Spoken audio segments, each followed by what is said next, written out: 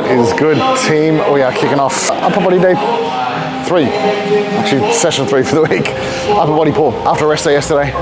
Really nice. I think even just to kind of bring up the point of strategic implementation of rest days specifically. I think when you have a really hard session, i.e. legs the day before, it's always a great idea to have a rest day afterwards, especially this deep into prep now. I'm so mangled after leg days, I do need that rest day. But it's also an opportunity to come into this session fresh as well. So for me, arguably back has been like a big priority throughout the last sort of 12 months of training. So for me to come in fresh to hit that back day, I think is really beneficial to get the most out of this training session. And I think when you look at your training split, and again, spoken at length about this, just in terms of your training session structure, weekly split, so to speak, doesn't need to follow like a conventional method of like a push-pull legs or upper lower or whatever. It's really just how you organize your volume, frequency, intensity based on your own individual needs. So again, doesn't need to be structured, but just planned in a way that's appropriate to you. So a couple of things to kick off today's session, some exciting announcements. We finally chose a show. So cat's out of the bag.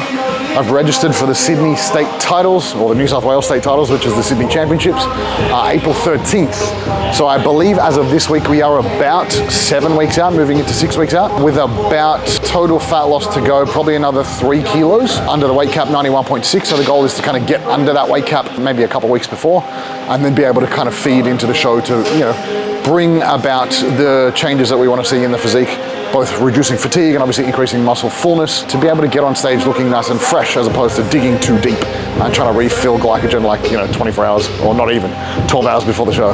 So very exciting. That'll be the first show for the season. 2 weeks later, we've got the pro qualifier down in Melbourne, and then big news, we're moving overseas. So we've got our passport sorted. We are officially British citizens. We'll be going to the UK and then looking at a couple of shows over in the UK, Europe. I think there's one in Dublin, there's a couple in Spain, there's a couple in Portugal and Italy. So we're basically just going to get over to the UK, figure out our schedule from there, and just plan in a couple of shows based on what we can do with our schedule, and if time permits, we'll make it happen. But very exciting times ahead. So with that being said, we'll kick off today's session. Chest supported prime row. These have been absolutely fantastic the last few months now. So again, these stayed in rotation. Just looking for little load progressions this week. So we'll get kicked off 2 hard working sets, 8 to 12, probably a 5 kilo load jump on last week. So we'll rip in.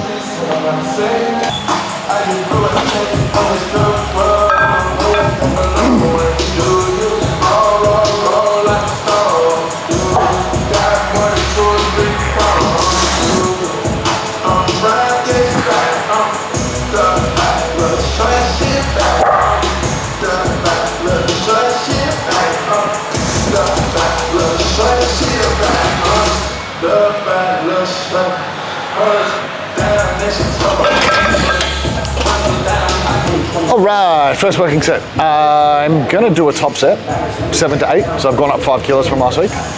Back off set, we'll go 10 to 12. So I'll just knock that 5 kilos off, and I'll just chase either load or reps on those, both top and back off sets. I think that's a great way to go about things, especially first in the workout. This being my primary row movement for the day. It's my heaviest, it's my hardest exercise. I want to go probably hard pretty early on. As fatigue starts accumulating, probably stimulus gets a little bit less towards the back end of the workout. So why not rinse it on this one? So maybe like 2 reps in reserve for the top set. I'm chasing load progressions most of the time there. Back off set, reduce the load down by about 20%. Reps get a little bit higher. Probably rinsing it close to failure, because those sets after the first one are generally less stimulative. So we want to get a little bit closer to failure. And what we know about muscle growth is likely the most important factor is how close you get to fail. Not necessarily to fail all the time, but how hard you can train within a close proximity to failure is likely the most beneficial thing for muscle growth. So I'll shut up, we'll do a set.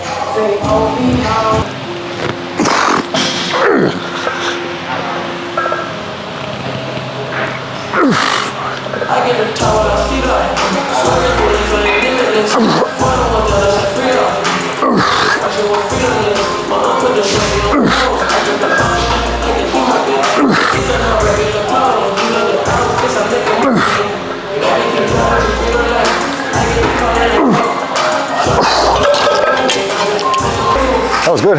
5 up from last week, same reps. So we're looking for load progressions there week on week now. Couple minutes rest, we'll do that back off set, aiming for around 12 reps, 5 kilos less.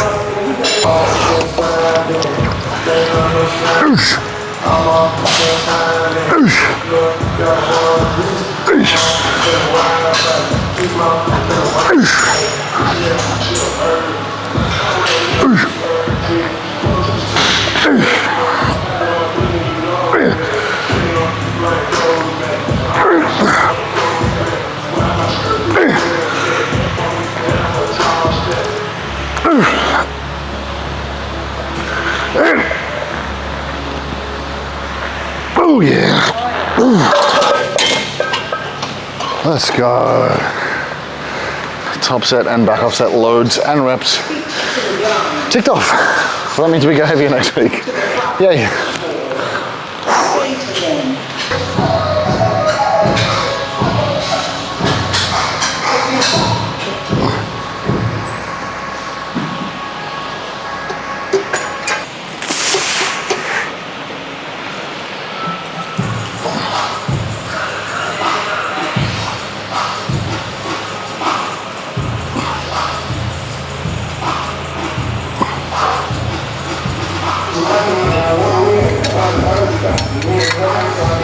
All right, so exercise number 2. 2 working sets, single arm lat pull downs. I've mentioned this a million times, the benefits of the unilateral lat pull downs, just in terms of overall lat development, to get you into those positions, allow you to kind of maximize range of motion, get a nice big contraction, and just put you in a better position to train the lats. 10 to 15 reps here. We had actually hit all my loads last week, all my reps last week. So basically just looking for a very small load progression, so 2.3 kilos I think the next jump up is, and then sort of sticking in that 10 to 15 rep range. So it should be pretty tough, but looking for at least 15 on this first set, see where we end up on the second set, maybe 10, 12, somewhere there.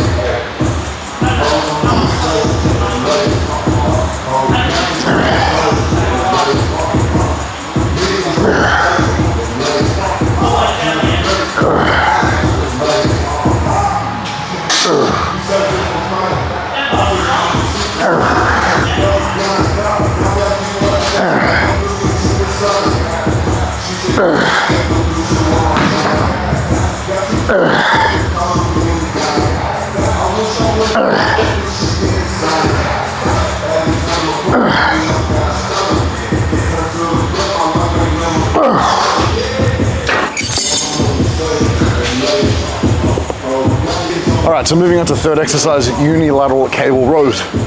Now with this session being a primary emphasis on horizontal pulling, the way it's kind of set up is I'll have my primary movement first, then I'll move on to like a secondary pull down, so a non-specific exercise for this day, before I move into my last specific movement for the day, which is kind of a great way to kind of break up the session a little bit and allow the muscles that you're trying to emphasize to dissipate some fatigue before you move back into it. So another example for this, on like a lower body day, if you had a quad emphasis day, you might do leg extensions. You might then move into some hamstring curls before you move into like a squat pattern or a leg press pattern, just to give those quads a break in order to get the most out of them, with them being the primary emphasis of that session.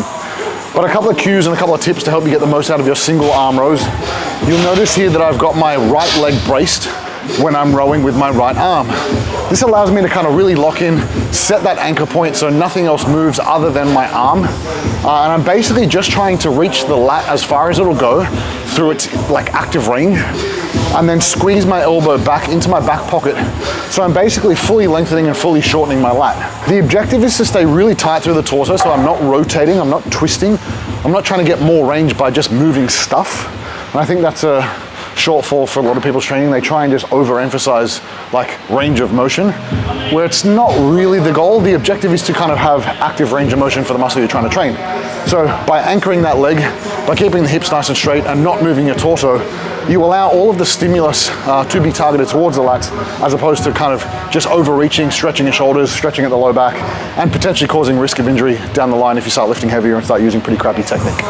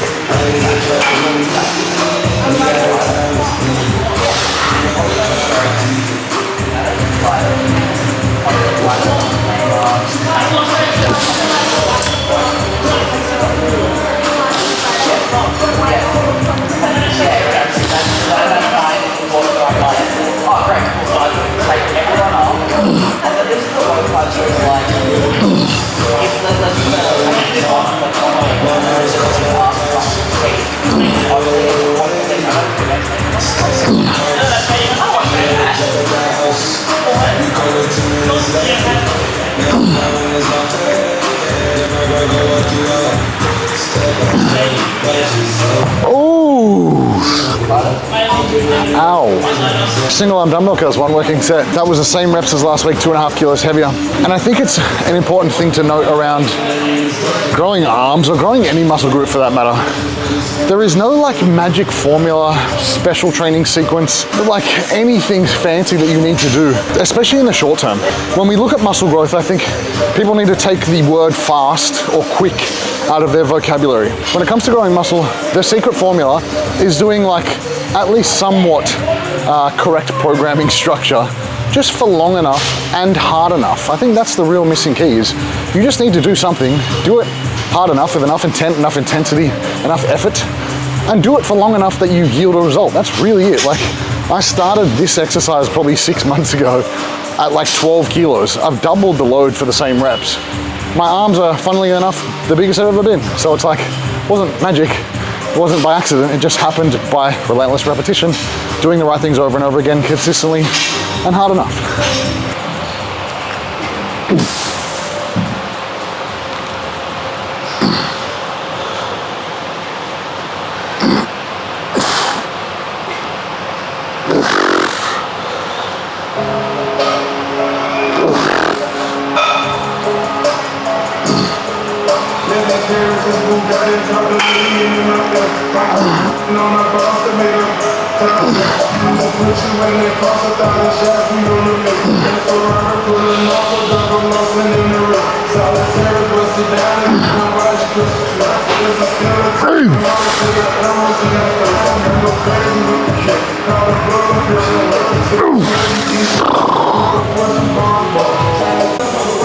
Alright, So we're on to our last bicep exercise, single arm abducted cable curl. I've been doing this one bench supported because it's really, really stable.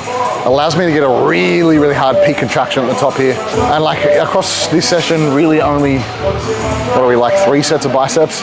Just nothing. I've got another couple of arm days later in the week. So across the week, arm volume does get up there, especially with all the pushing and pulling we're doing. So again, that's a point to bring up around fractional sets.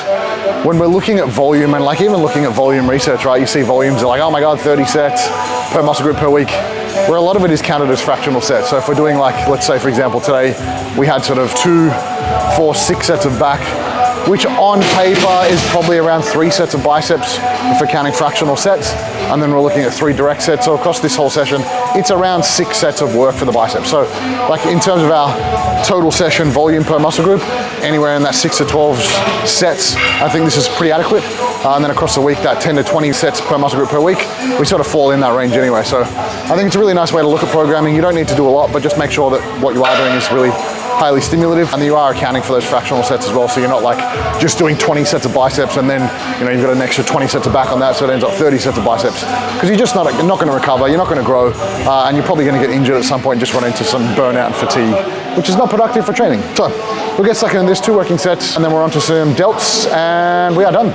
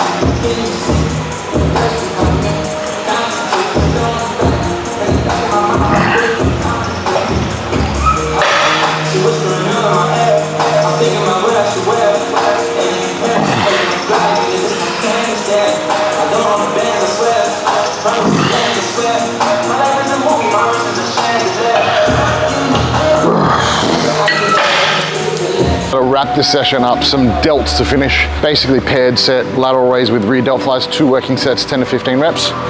But a little hack here for you guys out there who don't have cuffs. You might have seen like a lot of the lateral raise variations, I always use the Velcro cuffs.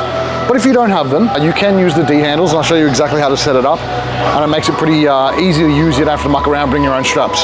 So basically just with the D handles, hook it through the actual hook on the machine, and then all you need to do is just pull the handle out of the way. So you've kind of made these little DIY straps. Then all you need to do is literally have that around your wrist, set it up like you would for a cuff, and you're ready to rock.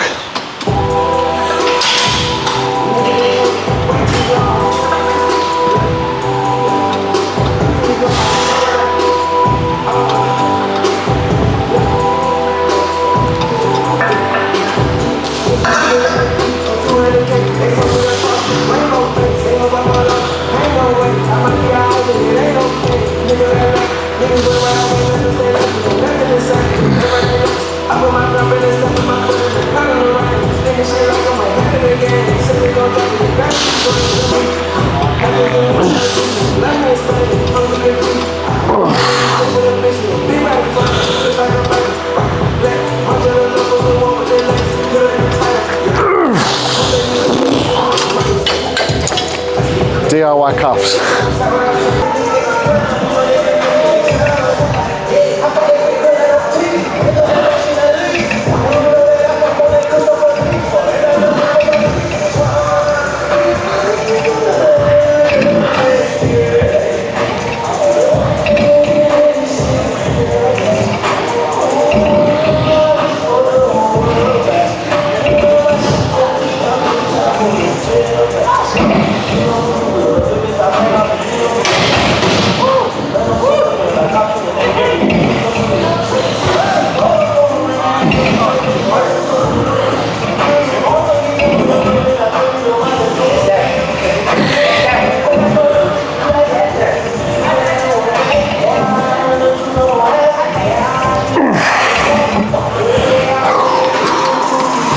All right, we are done. Session wrapped up. Actually a pretty good session, despite feeling a little bit low on energy this week. I mentioned this before about like the sessions where you feel the worst. Sometimes they end up being the best sessions. So, done and dusted. Back in tomorrow. Again, I can't even remember what's on my session. Such a new program, I'm just trying to figure out what I'm doing. But upper body of some description, I think some pushing and some arms. But, like I mentioned to you guys, some exciting stuff with the show that we registered for today, the Sydney show. So if you are in Sydney, April 13th, I would love to see you at the show, the IFBB Pro League Sydney show. And then 2 weeks later in Melbourne. If you're in Melbourne, come along to the Pro Qualifier. It's gonna be an awesome weekend. Very excited to get out there, get on stage. It's been a very productive year off competing, so very excited to get back up there this year. And I hope to see you all there at any of those shows. The support means the world to me. So as always, guys, if you enjoy the videos, make sure you like, comment, share, and most importantly, subscribe to the channel. We appreciate all the support, having so much fun, making these videos every single day. That means the world to me when I see you guys getting value from it. So until tomorrow, peace, and go home and eat.